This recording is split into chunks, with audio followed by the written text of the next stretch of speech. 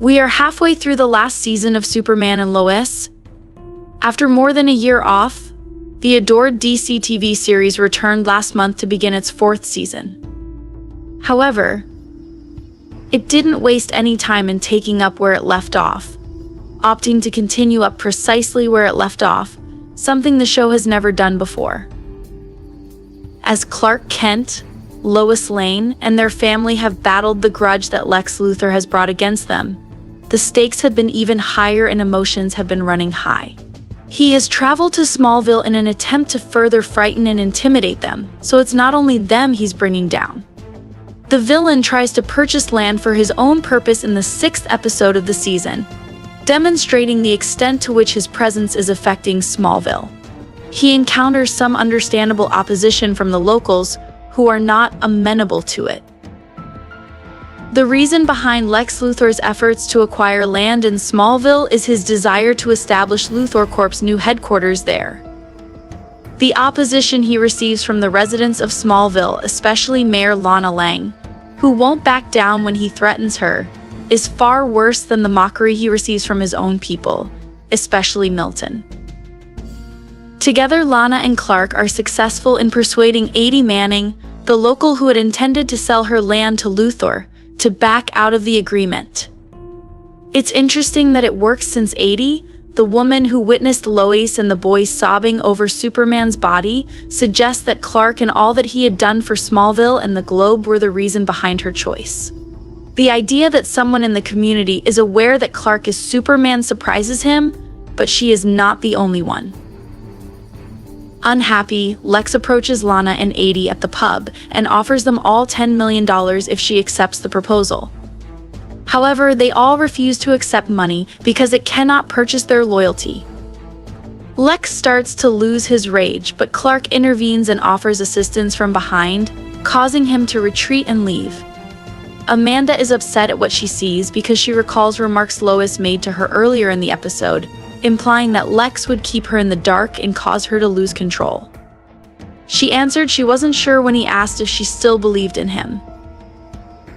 When Otis breaks into Lana's residence, she finds herself in hot water. She confronted him in the kitchen when the smell awakened her from his attempt to blow up the house with gas. Following a brawl that nearly ends with Otis strangling Lana to death, Sarah saves the day by using a baseball bat to knock the intruder unconscious. On a very rainy, silent, and desolate night, Clark becomes enraged and confronts Lex in the town center. In response, Luthor uses the same red energy of the red sun to turn all of the town's lights red, depriving Superman of his abilities. However, Clark and Lex had a fairly violent altercation in town, so he doesn't require special abilities to confront Lex. As his family looks on, Luthor nearly prevails, but Clark escapes and maybe fractures Lex's arm and beats him into a bloody mess. He comes very close to murdering Lex, but the truth is that Luthor misjudged how strong and enraged Clark Kent, not Superman, was. This episode of Superman and Lois had a very human flavor to the main plot, which isn't surprising given that's what they do best. However, the subplots were also incredibly character-driven. When Lois saw that Clark was starting to grow some gray hairs, he began to question whether he was aging as quickly as people. Even while he finds that intimidating, he finds solace in the notion that he will be able to age alongside Lois. However, it's fascinating to see him try to strike a balance between that and the possibility that everyone in the community may gradually realize he is actually Superman. In relation to that, Coach Gaines has also somehow learned the secret through rumors. His major goal is to get Jordan and Jonathan to return to Smallville High's football team. Jonathan informs him that he was kicked from the squad after accepting responsibility for the entire ex-Kryptonite incident, and Jordan reminds him that he hasn't played in more than a year. He doesn't give a damn and eagerly proposes solutions to get the Super Twins back to playing for his squad. While the coach is still trying to sell Jordan on this concept, Jonathan hears someone in need and uses it as an excuse to leave the Vicky Mays cafe. However, Jordan has other plans and asks Sarah if he can work at Vicky Mays at Clark and Lois' request. She declines and expresses jealousy at his ability to use his abilities to start anew somewhere else, but he questions her about why she is unable to do the same. She then makes the decision that she wants to study overseas. Despite her initial reluctance, Lana believed it was an excellent idea, especially since it meant she would be safe away from Luthor. However, she changed her mind after the attack on Lana because she didn't want to leave her mother. After talking to Jordan and his parents, Jonathan comes to the realization that he is overcommitting after Lana was attacked, and he was asleep and didn't hear it. Jordan also understands that it's time to go back to being a superhero because he had his headphones on and Jonathan was overspent. Both Superboys are needed in the planet.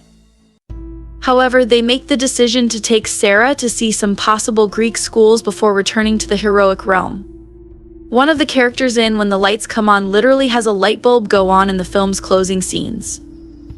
The notion that Amanda has in the last scene is what we're talking about, not the red light bulbs in Smallville. Yes, she has returned, and she reminds Lex that she is choosing him, as he instructed her to do. She offers to bandage his wounds, but she also gives him some tough love by telling him that he's doing it incorrectly. Furthermore, she is avoiding discussing the stitches.